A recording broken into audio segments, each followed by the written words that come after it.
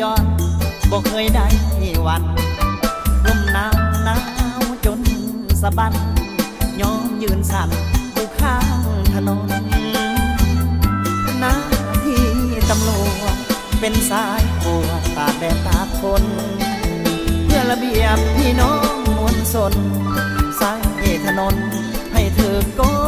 ดจราจรอุบัติเหตุเกิดได้ทุกเวลาบางคนก็เจตนาต่อว่าจราจรหลายแนววังใส่ก็ต้องทำใจบ่ได้ย้อนขอโทษเถิดนะงามงอนให้อดหลับนอนเพื่อทุกคนตำรวจบางคนแต่งงานบ่ดนต้องไป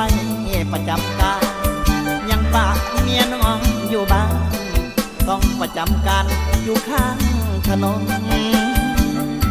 ชีวิตตำรวจต้องเข้มงวดเพื่อทุกคน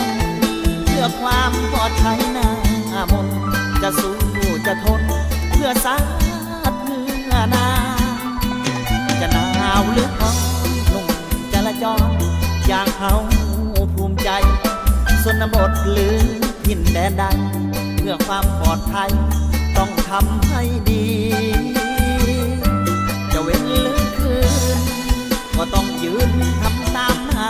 ที่เพื่อพื้นดินลาวเฮานี่ปลอดภัยสุขีไอ้นี่ภูมิใจ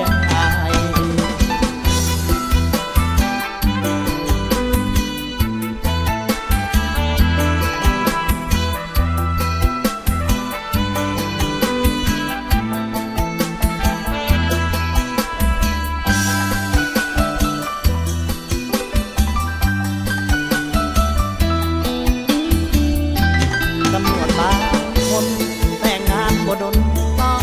ไปประจำการยังปากเมียน้องอยู่บ้านต้องประจำการอยู่ข้างถนนชีวิตตำรวจต้องเข้มงวดเพื่อทุกคนเพื่อความปลอดภัยหน้า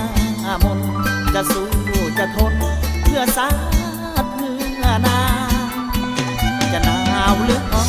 นุ่งจราจรอย่างเฮาภูมิใจชนบทหรือถิ่นแดนใดเพื่อความปลอดภัยต้องทำให้ดี